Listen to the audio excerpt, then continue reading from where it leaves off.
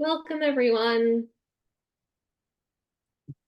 Welcome, welcome. I think the waiting room's looking empty, so we'll just get going. So welcome to the 2024 Friends of Katahdin Woods and Waters virtual member meetup. We're so glad that you could join us tonight, and we're really looking forward to spending the next hour or so with all of you, our members. So for those of you I haven't had the chance to meet yet, my name's Megan Cooper, and I'm the development director here with Friends. And coming up, we have some updates on what we've been up to here at Friends of Katahdin Woods and Waters and what's coming up next, as well as having the opportunity to answer any questions that you might have. To start off the night, I'd like to extend a special thank you to all of our year-long business sponsors who provide support for our programming year-round, including events like this one. And a special shout out tonight to our Katahdin level sponsors, Maine Beer Company and Richardson's Hardware, which have been, both of those businesses have been great supporters of ours for many years now. And a big thank you to all of you, our members, who provide support for Friends and for Katahdin Woods and Waters National Monument year-round as well. Before we get into the main program, I do have a couple of housekeeping notes for you. I'm sure we've all gone through the whole Zoom drill several times before, but it can't hurt to have a little reminder. So tonight's meeting is being recorded, as you probably noted, and you'll also notice that this is a meeting style Zoom, not a webinar style Zoom. So please keep your microphones muted if you could, so that we don't have any background noise. And videos on or videos off, it's totally up to you. There is an option to turn on closed captions down at the bottom of the window if you so choose. And as I mentioned before, there'll be an opportunity for question and answer at the end of the program. So please feel free to drop any questions you have in the chat as they occur to you, and we will gather those up and answer as many as we can at the end of the meeting. So speaking of tonight's program, we have a brief agenda up on the screen. We'll be hearing from leadership of Friends, leadership of the National Park Service at Katahdin Woods and Waters, and we'll take some time to look at our programs and accomplishments from 2023 and give a little sneak preview of what's coming up later this year in 2024. And then we'll wrap up the evening with a little time for Q&A, so that'll be the time to ask all of those burning questions that you have. So let's get to it. At this time, I'd like to introduce our first speaker of the night, Molly Ross, the board president of Friends of Katahdin Woods and Waters. Take it away, Molly. Thanks, Megan, and welcome everybody. Hello, friends. This is not going to be a long meeting tonight, but I hope we hit some of the topics that you're interested in, and we'll welcome your questions and hope we can provide some answers. We held our last annual meeting just a little over a year ago, and it's time again that we share what we've been doing and where we're going. I like us always to start by centering us on Katahdin Woods and Waters National Monument. It starts with the rich woods and waters and skies of Katahdin Woods and Waters National Monument. This is the continuing, the present and traditional homeland of the Penobscot Nation and a center of connecting travelways for the Wabanaki people in Maine, including the Maliseet, Mi'kmaq, Passamaquoddy, and Penobscot nations. Our work takes off with the relationships we establish in our membership community, our Katahdin region local communities, and the National Park constituency throughout the world and the nation. As we work to preserve and protect the monument, we commit ourselves to protecting and caring for the relationships that are really the foundation of this monument and are essential for its success. So let me reflect with you a little bit on this last year. It was at last year's annual meeting that I had the pleasure of announcing that Brian Hinrichs would become the new executive director of Friends of Katahdin Woods and Waters. Lo and behold, he did just a few days later, and he's been on the job for a little over a year. In fact, I think it's a year and a day, Brian. We could not be happier or more grateful. As you can tell from a lot of smiles on the people who have their videos on. Brian is a very good human being. He's got prodigious organizational skills and a lot of brain and a lot of heart. And you'll hear from Brian in a minute. As you may remember, Sam Deeren served as acting executive director for the year prior to Brian's hire. Sam worked with us for 5 years, and that last year transitionally as the executive director. We love Sam. We deeply appreciate the work Sam did to see Friends through the leadership transition and enter into relationship with the communities and individuals who are part of this endeavor. Sam continued to do great work with Friends till the end of 2023 when he decided to move on to his next challenge, but he still lives in the region. He still stays in close touch, and he would be with us today, but he's traveling. He actually found a Woods and Waters beer in Brooklyn Heights, where he was a few days ago, and he wrote to us to let us know that he was drinking to us. So very conscientiously.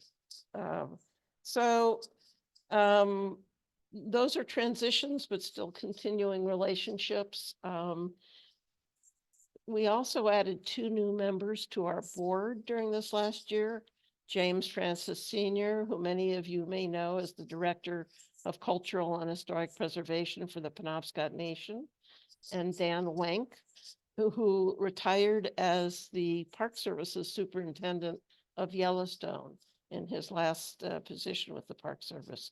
So that adds knowledge and really good people from 2 of our important communities, the Park Service and the Penobscot Nation, to the collective thinking ability of our board. Friends also created an advocacy committee in this last year to determine when Friends should take a position on an issue that could affect Katahdin Woods and Waters National Monument.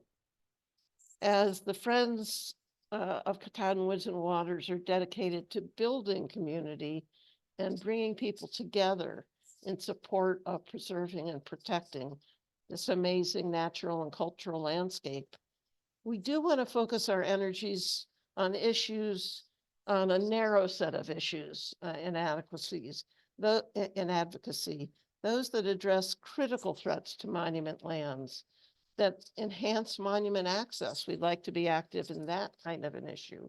And we'd like to support Park Service appropriations for the future growth of the monument. We did submit comments this last year on the Wolfden Mine issue, which was a controversial issue in the local communities. And we focused our comments on what's necessary to protect the resources of the monument for this and future generations.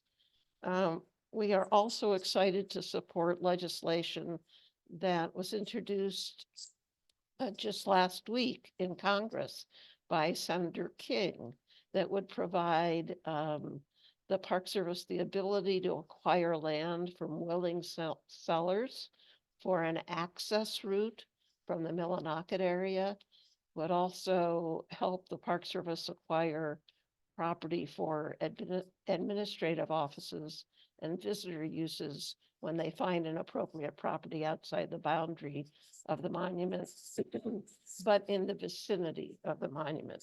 So if you're not aware of that legislation yet, you'll be hearing more about that as it works its way through this Congress, and we'll see what happens by the end of this Congress at the end of typically in December.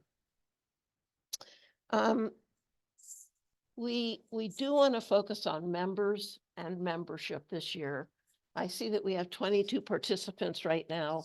We want a lot more participants, and we're going to try to get them a few other ways to realize this community of good people who care, have values in common, and care about these properties and this kind of recreation and preservation. Where you're going to hear, I think, a little bit more, so I won't give you all the details, but we're going to have more membership meetups.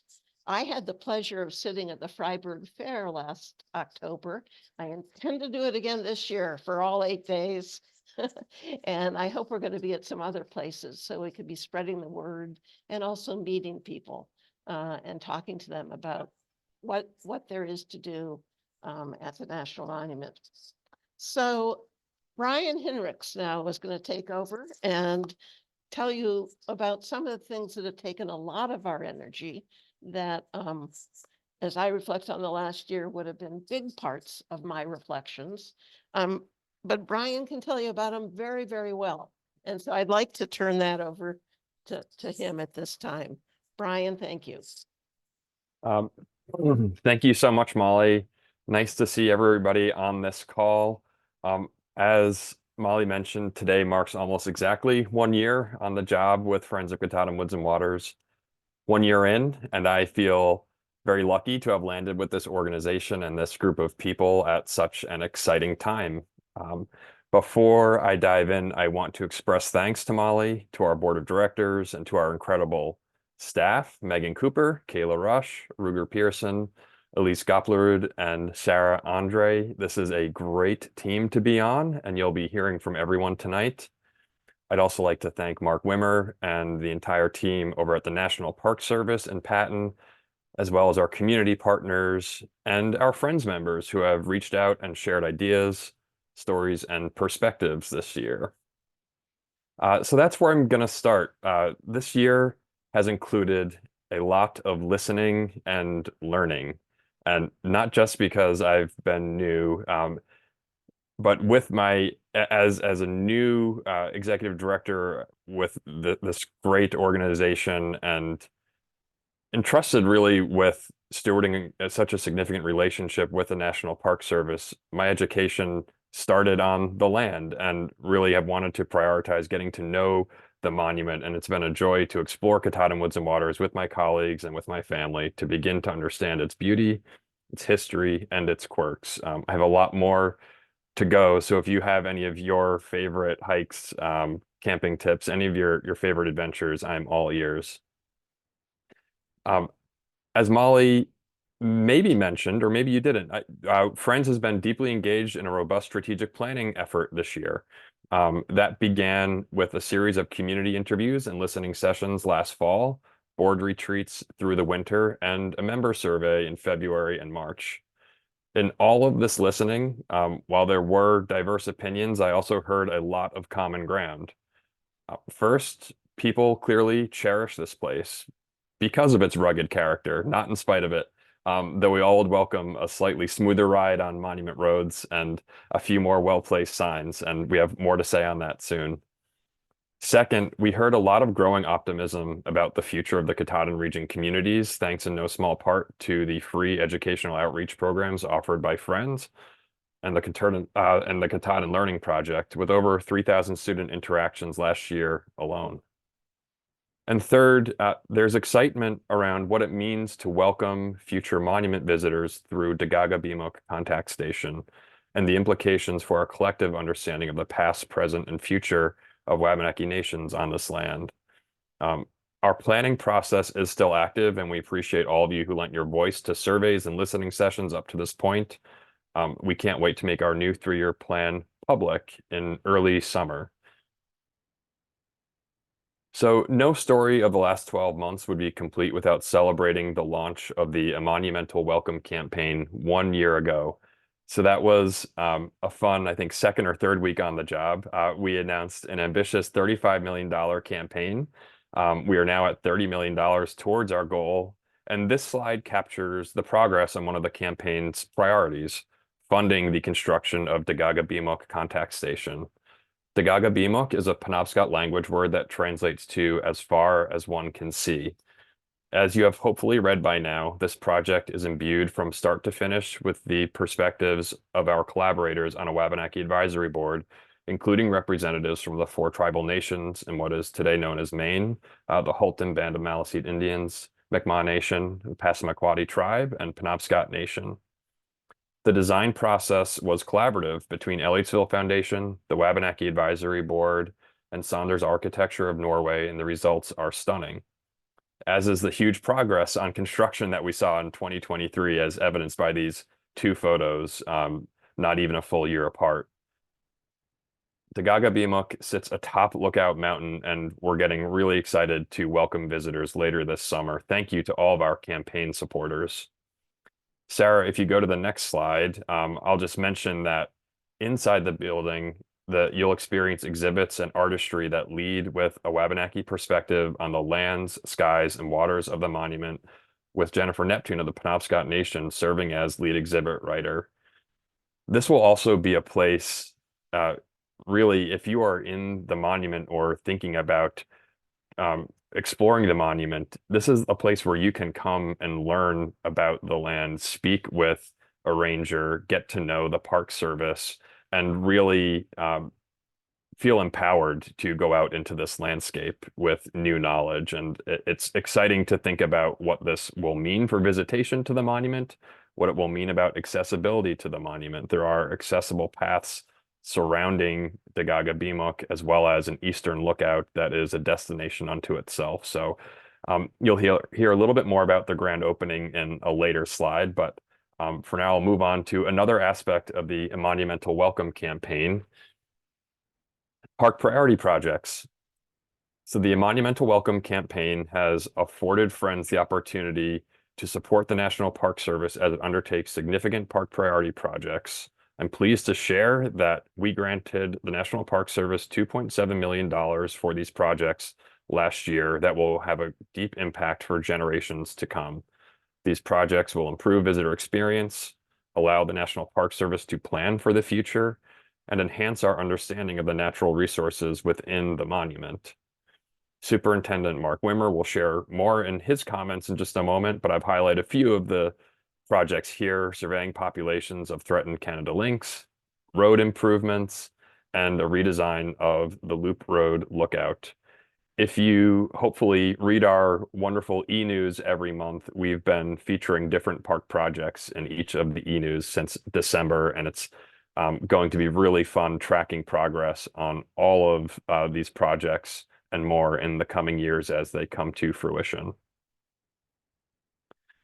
And in my last comments now, I'm just going to circle back to something Molly touched on. While there's much more to share about the work of Friends this past year, I do want to highlight this piece of advocacy success that is now active and in the public sphere. Last week, Senator King introduced new access legislation. This could allow for a new route into the monument from Millinocket along the Stacyville, Huber, and Roberts roads. We've posted about this on Facebook, and we'll be sending more information in our e-news next week, so please look out for that. I'm excited about what this could mean for Millinocket as a gateway community. I think Friends as an organization has been working towards this as part of the economic promise of the monument. It is also has a lot of implications for connectivity for recreators visiting the region, and will significantly shorten the time getting from Baxter State Park into the monument. So I hope you'll take time to learn more when we send that out next week, and feel free to ask any questions during our Q&A later. So with that, I'm going to pause my comments, and even though we've lost the slideshow temporarily, I think we're quite okay to continue with Mark and your comments. So I'm going to pass the mic to Mark Wimmer. Mark is Superintendent of Katahdin Woods and Waters National Monument. For those who don't know, in our role as an official philanthropic partner to the National Park Service, our teams are in constant communication and collaboration. I meet with Mark every Friday morning as we chart a path forward together, and we are all grateful for that partnership. So thanks, Mark, and take it away. Yeah, thank you very much. I appreciate that introduction, and appreciate everybody's time. Glad to have so many of you join us this evening. As Brian mentioned, we meet really regular with all with Brian mostly, and then with members of Katahdin Woods, Friends of Katahdin Woods and Waters, in a variety of meetings. I've been in a lot of meetings today and this week, and so I'm here to give a few updates about the monument. One of the things that many people talk about and ask about is visitation and what our numbers are like. So we have a number of vehicle counters and trail counters throughout the monument that take data throughout the year. And in any given year, approximately, we have about 40,000 visitors has kind of been the average, if you were to average out the data. And this last year in 2023, we had a slight dip in visitation, around 38,400 and change. And we're kind of thinking, attributing a lot of that to the very rainy summer that we had. And I think friends there at USGS letting me know that it was one of the rainiest summers on record. So we were thinking we were in Portland, Oregon, not near Portland, Maine, and doing a lot of work in the rain. So so we think the visitation might have been affected that way, but looking forward to this new year, especially with the KWW contact station opening in August. If you look at some of the graphs around our visitation, you'll notice that it all peaks, of course, in the late summer and into the fall to have people come up and view the leaves and the beautiful sights in the monument. So we look forward to seeing that visitation come up this year as in light of the weather. We've also been able to do quite a bit of hiring this spring. There are 6 full-time staff members at the monument and a couple permanent members too that come and go with the seasons. And then we have several seasonal staff that we hire on every year. And we're hiring about 50% of those staff in our maintenance crews that work on the roads and trail. About 50% or more of those this year, we're tracking to have local folks working in the monument. And so we're taking advantage of the expertise of those who live in the area. And we're pretty excited to have them coming back, several of them from last year. So some of the familiar faces you may see out there in the field. So with that hiring, we're thinking approximately last year we had around 24 at the peak of our field season. And this year we're tracking to have about 27. So a little bit more, come to think of it, for this hiring, working on a variety of projects. And with the projects that we are working on, Brian highlighted several of the priority park projects.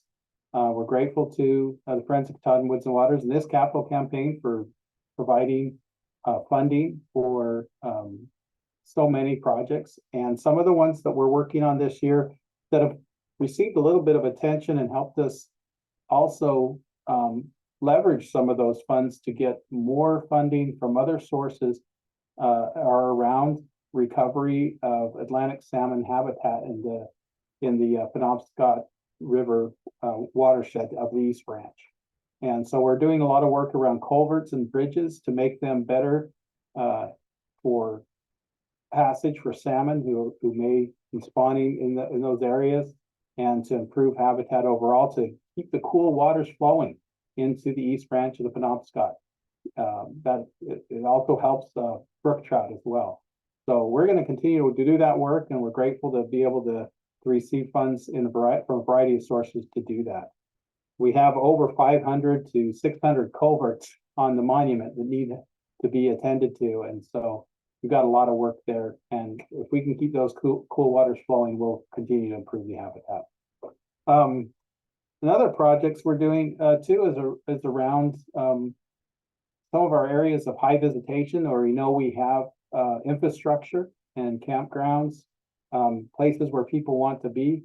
We are going to be doing some archaeological investigations in those areas to make sure what we know about those spots is well understood before we do any more work in those areas. So we understand the resources that are there, both historic resources and cultural resources that relate to the peoples that have lived here far before our time. And so we're working in conjunction with the Penobscot Nation to do that archaeological survey with one of the local main archaeological firms, Gray and Pape.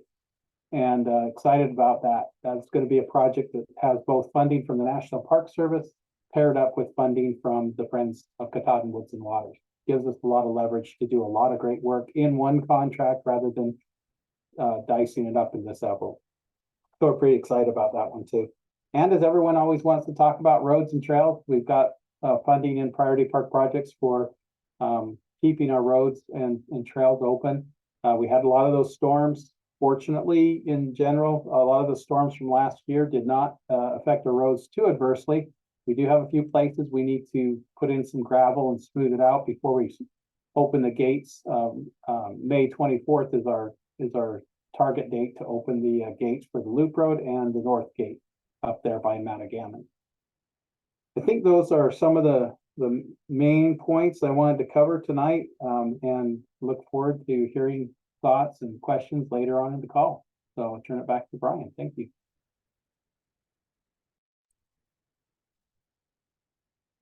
Thank you so much for your updates from the monument, Mark. My name is Ruger. I'm the Operations and Finance Coordinator at Friends. In addition to direct support to the National Park Service, Friends operates a number of programs in the community. Coming up next, we will chat about some of those ongoing programs and highlight some big events from last year. Thanks, Ruger. Yeah, really excited to share with you more about what we achieved in 2023 through the Katahdin Learning Project. Some of our focus has shifted a bit, but it's still really those three legs of the stool, which is pre-K through 12 programs, trail crews, and excuse me, professional development. And as we're shifting, partnerships are building, there's just a lot of really exciting work going on. And to share a little bit more about each of those things, our pre-K through 12 programs really consist of school programs, monument visits in collaboration with the National Park Service, and then community programs. And that's really all about community science, such as water quality testing, and also new locations. That also means new partnerships, such as the Island Falls Fish and Game and the Medway Rec Area.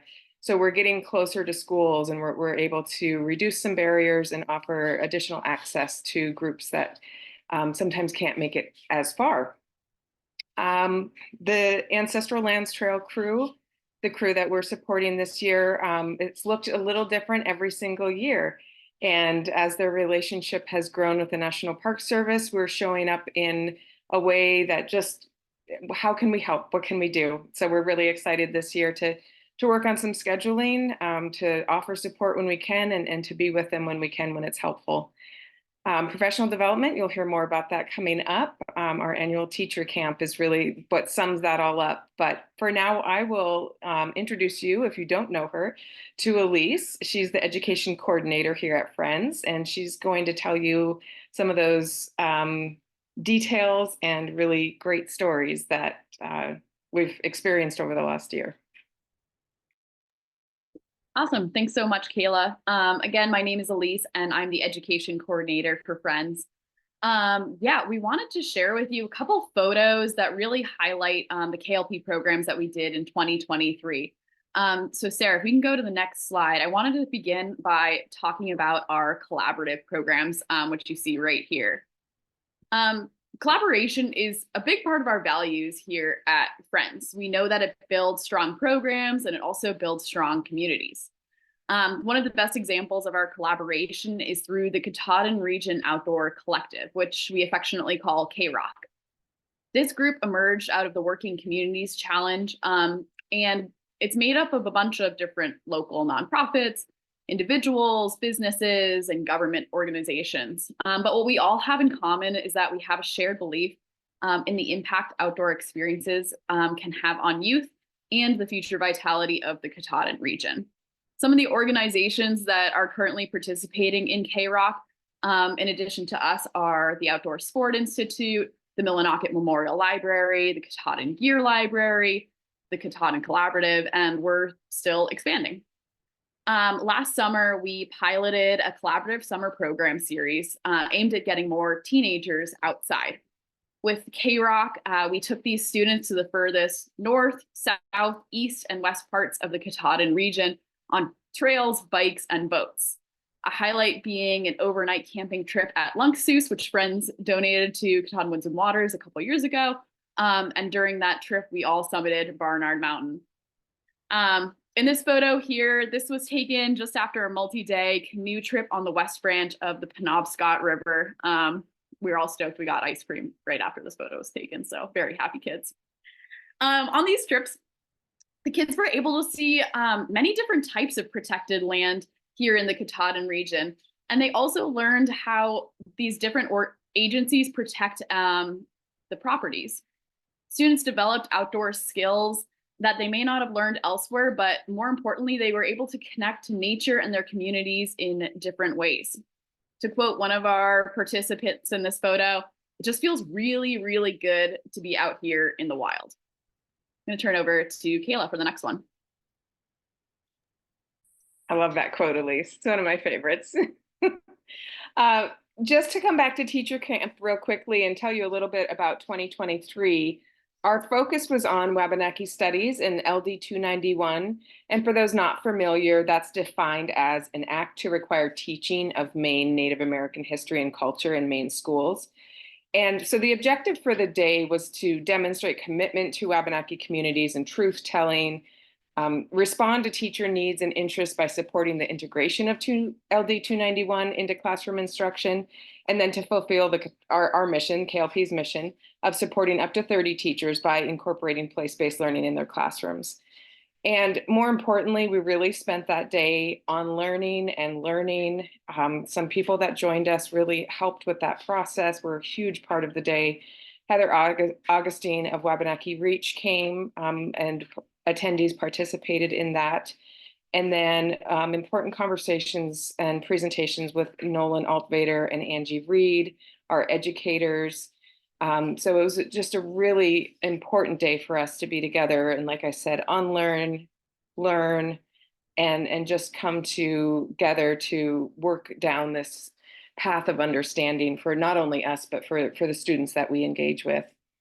And just so you know, Teacher Camp 2024 is on the calendar and it'll take place on June 25th. And that's going to be at the Lumbermen's Museum in Patton. And as I pass this over to Elise, I'll just put the link for that if anyone's more curious in the chat.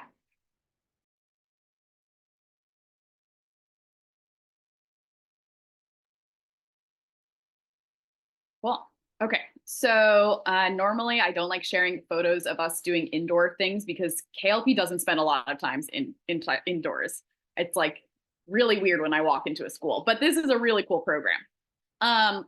So we've heard from employers in the region that they have challenges connecting young local workers and getting interest in their jobs. But on the other side, conversely, many students aren't aware of the diversity of outdoor career paths that are available to them. So to address this gap, we started hosting these outdoor career panels, which is what's happening in this photo. Over several occasions and across 3 different schools, we welcomed 5 to 8 professionals who've made a career working in the outdoor industry within the Katahdin region. Our panelists represent various sectors. So just to go through this photo right here, we have rafting with New England Outdoor Center. We have maintenance at Katahdin Woods and Waters. We have visual information from Katahdin Woods and Waters. Next, we have Maine Forest Service. Then we have the Outdoor Sport Institute and Education. We have Katahdin Area Trails representing trail work. And at the end, that's Baxter State Park talking about interpretation. In previous career panels, we also had law enforcement and hospitality. So we really have like a huge range of different careers that happen right here in the Katahdin region. By showcasing these diverse professions, especially within Katahdin Woods and Waters, students gained insight into the opportunities available right here. It was a really cool program. The kids, I know there's a kid that looks a little bit not interested there, but they were loving it. And it was just really cool to hear their reactions about not knowing what was available and being able to see this diversity. Okay, I think next we have Ruger. Yes, thank you. So I'm going to talk about Stars Over Katahdin, which is one of my favorite community events that we host in the region. Last year on October 14th, we gathered in at Pat Taylor's overlooking the monument with the National Park Service, expert astronomers from across New England, and our community to celebrate the darkest skies east of the Mississippi River. And we were especially lucky because there was a partial solar eclipse in the morning that we were also able to witness. There were family activities. We had barbecue from Oak Creek Smokery, campfire chats, and of course, lots of night sky viewing. Staff and attendees were also honored to be joined by the Turning Eagle Singers and also by students from around the region who camped under the dark skies after a day of learning and exploring. And I think Sarah will talk later about this year's stars, but I can promise that my children are very excited.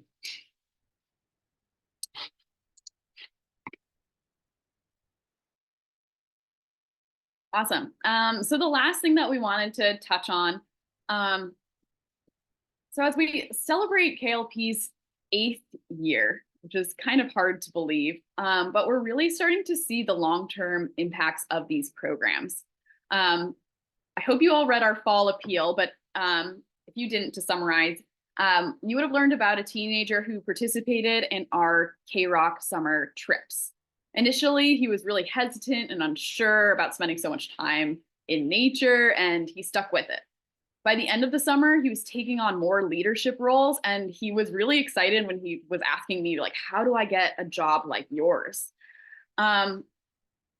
It's really exciting. The student has continued with us to this year. He's actually started volunteering as an ambassador with the younger kids, kind of demonstrating what it means to like care and steward be a good steward for nature.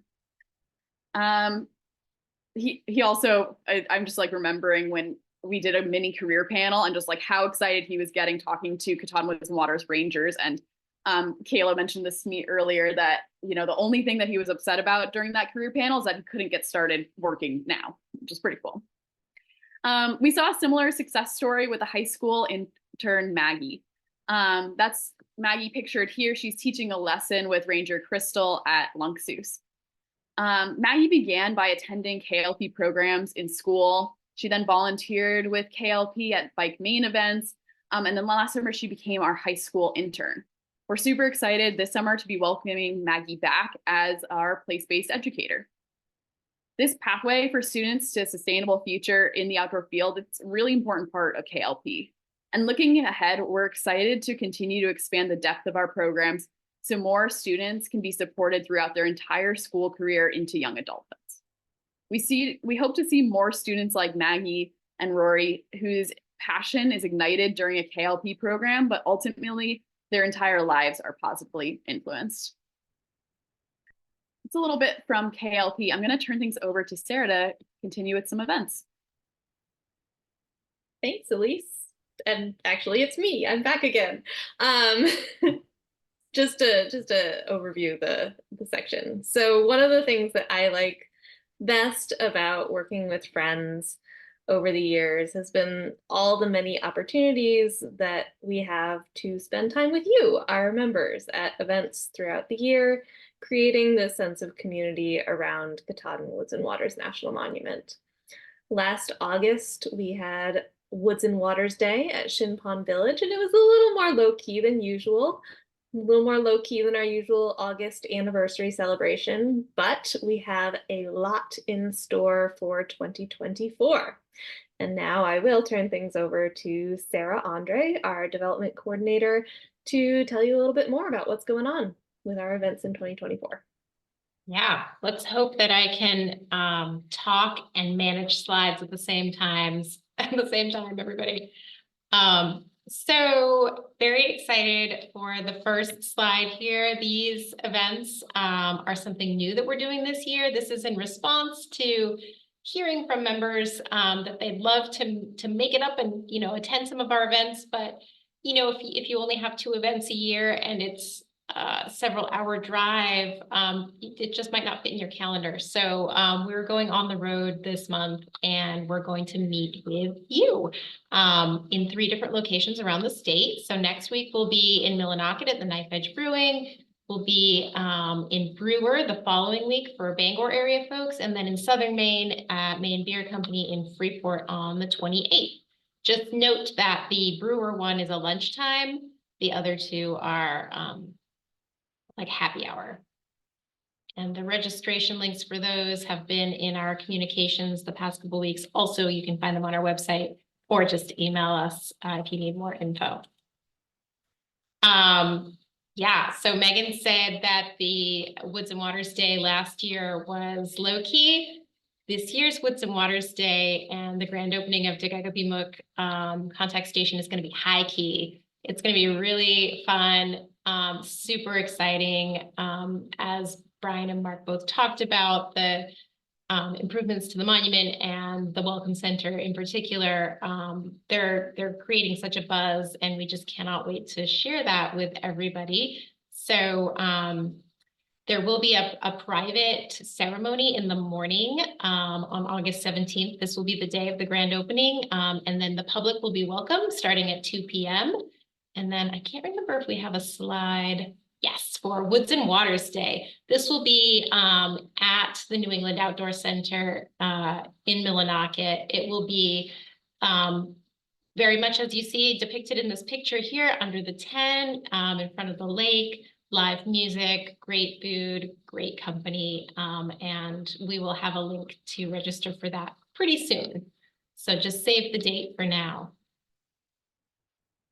And finally, Stars Over Katahdin. This is just a super special event celebrating the darkest skies east of the Mississippi, as we love to say.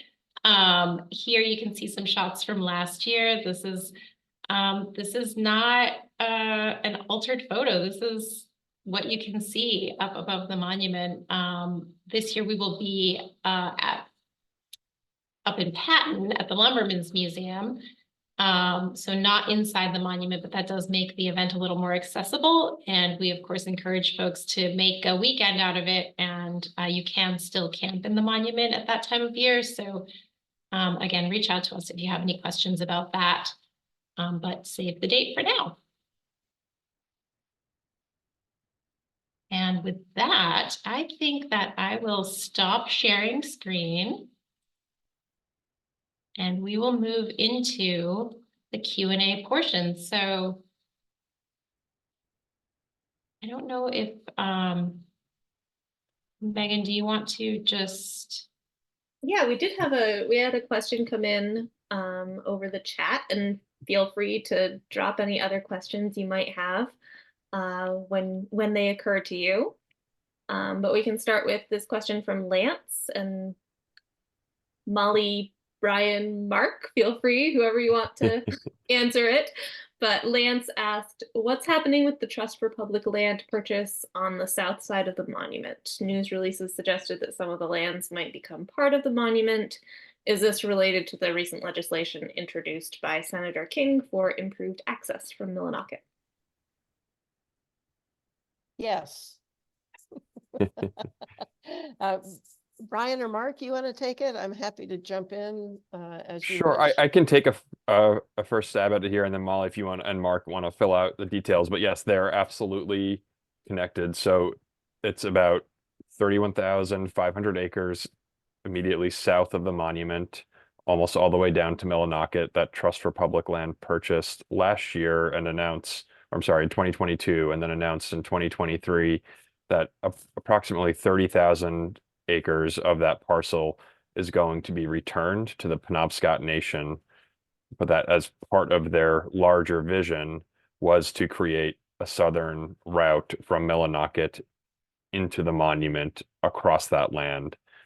And specifically, so when Molly was describing the acquisition authority expanding, that boundary expanding, it includes the route in on the Stacyville, Huber, and Roberts roads. It also includes what we're calling the mouse ears. There's two little parcels, about 1,000 acres in total, that are also part of that legislation that Senator King has introduced. That is TPL land that is at the northern end of the land that's returning to Penobscot Nation. So about 1,000 acres of that would go to the monument to help smooth out some boundaries there, essentially.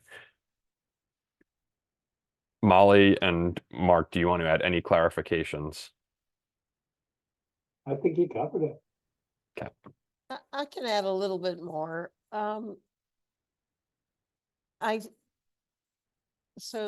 Trust for Public Land completed the purchase of this land, but its intent is to provide the land for purposes that will be used by the appropriate communities.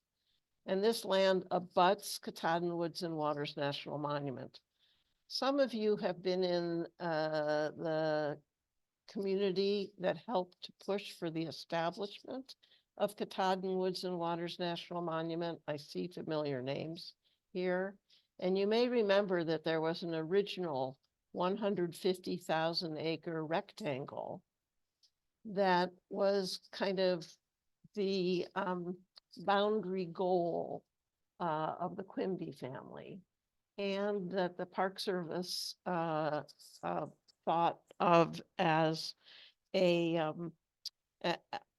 as the area that should be focused on back in 2015, 2016.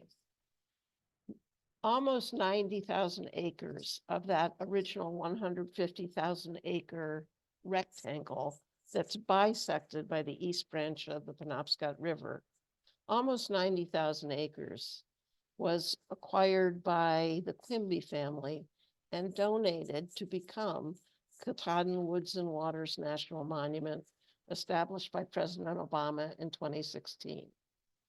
This 31,000 plus acres that the Trust for Public Land just acquired is for the most part south of that original rectangle. There's a little bit of an overlap in the southern part of the Katahdin Woods and Waters National Monument. And of that overlap, there are a couple of squares or rectangles that we're calling mouse ears.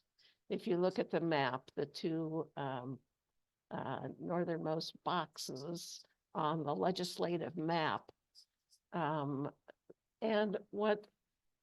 once Trust for Public Land acquired the 31,000 acres, they did have in mind that we could finally provide some access from the south.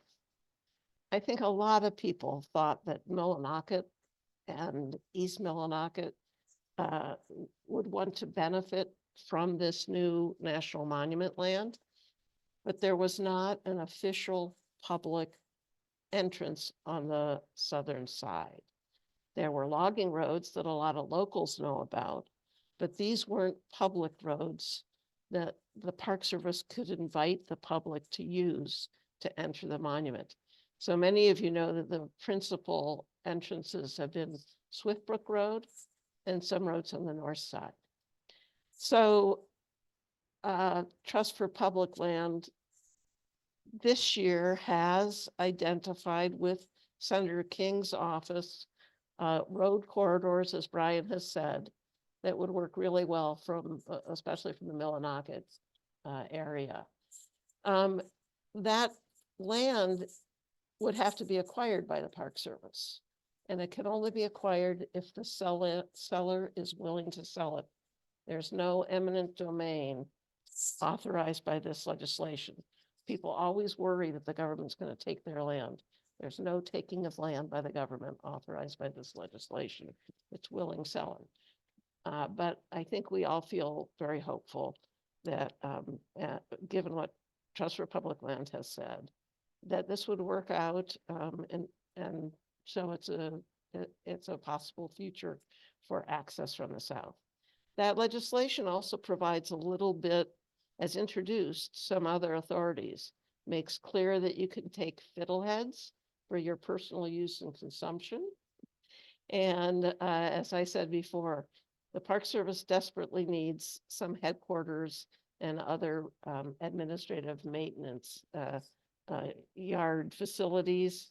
And this would make it easier for the Park Service to be able to acquire that.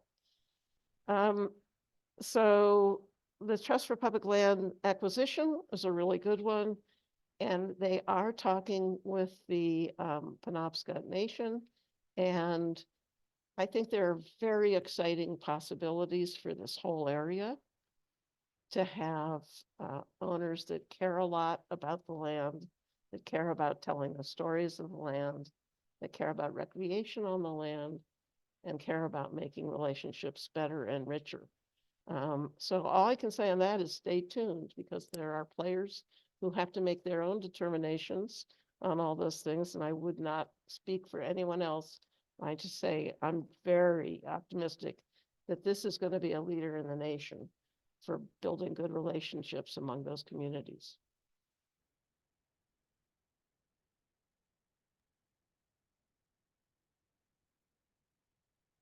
So I think we have time for if anybody else has any other questions. And while we're waiting to see if another question bubbles up, Mark, I'm wondering if you could tell this group a little bit about some of the work happening on the Telos Tote Road and like the sort of maintenance of that trail and its possible future expansion. Yeah, the Telos Tote Road is basically a road that runs along the west side of the east branch of the Penobscot River. And that road was a old logging road that had been used for many, many years, that you could previously drive all the way up to the north gate up towards Mattagamut.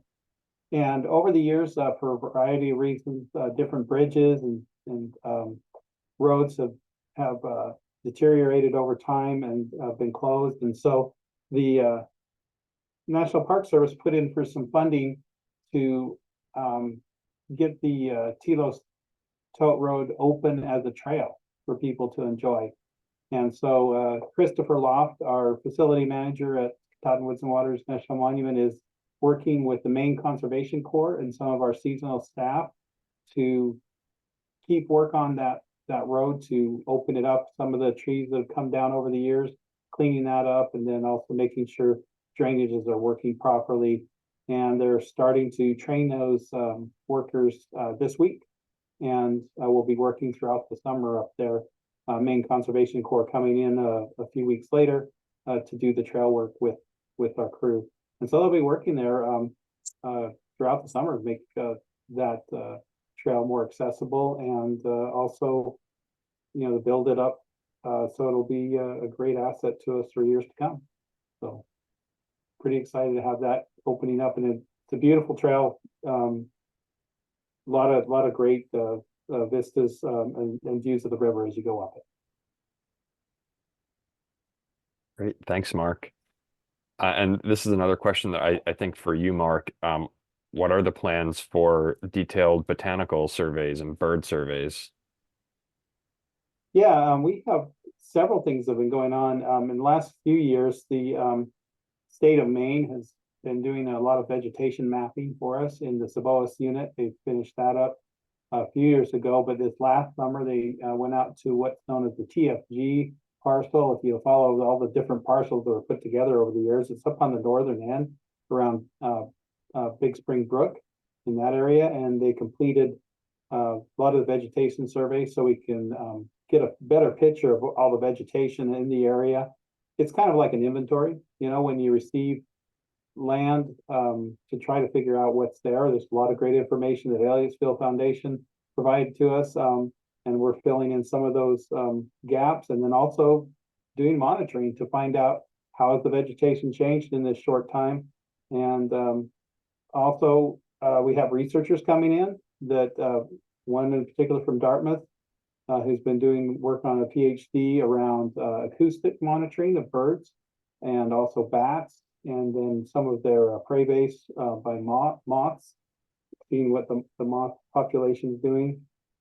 And then we have some inventories around, as you probably saw in the newsletter, about Canada lynx, doing some inventory work there. That'll start in earnest probably late this year into the winter. As many of you know, Canada lynx are surveyed, or a lot of the protocols are around done during the winter. And so we'll be doing more work there on that as years to come. That particular project, of course, is a priority park project that was funded by Friends of Katahdin Woods and Waters during the capital campaign. So We also have a few others. You may have heard of the bog lemmings, really small little lemming that exist or known to exist in Baxter State Park, one of the very few places where it's known, and it's difficult to confirm. You have to do some genetic work to determine if you indeed have a bog lemming. And there's some work going on both with the Priority Park project funding that we have from Friends, and then also there's a project that the U.S. Fish and Wildlife Service is just getting some starts with in examining owl pellets that can also help verify if we have bog lemmings. So we believe we've got the habitat. Things look really good for that. But we've got to do the hard work. There has been a little bit of work a few years ago to see if they could find any, but they didn't have any success. But we just really have a lot of strong indicators that show that we probably have bog lemmings on the monument, and we'll continue to monitor those species as well as many others, songbirds, bats, reptiles, everything that we can get an understanding of for the natural resources of the monument. If you don't know what you have, you don't know how to protect it. So, Molly. Yeah, thanks, Mark. Lance is asking such good questions about birds, and it's just making my heart sing because I'm a birder, and my husband and I do a breeding bird survey route. It will probably be up there in a few weeks that goes from outside the monument into the monument. So we wanted to start adding, and Yeah. people can turn in their eBird lists. Lance, you're right. We had to generate enthusiasm with that new monument to get folks interested in getting some of the focus from the Maine Bird Atlas that just completed last year, the 5-year study. But Lance, it sounds like you're a birder. I'm just guessing at that. And we need to keep generating that interest, because when we were working on establishing this monument, there were only 78 species of bird identified in this area. This area is bird rich, and it's got wonderful special Maine Northwood birds. So we need to get more and more birders up there to help us record the wealth of the monument in that way, and also to watch what happens over time. As Mark just said, Superintendent Wimmer said, you have to know what you have to be able to protect it, and to tell other people what you have so you can get more studies and more protection. Thanks, Molly. Yes, thank you, Lance, and others for the great questions and for being here tonight. We are approaching the 1 hour mark, which was our target for this meeting.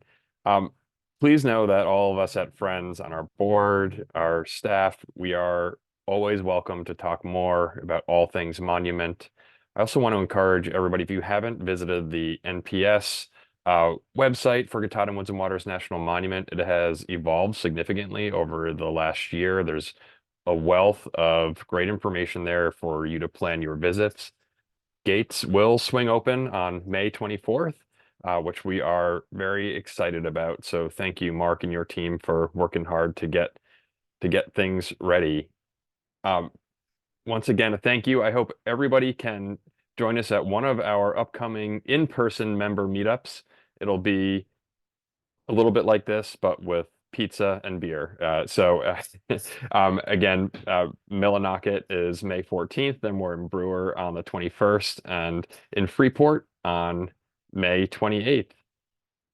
Thank you all for supporting Friends, for making this work possible, and we hope to see you in person soon. Have a great night.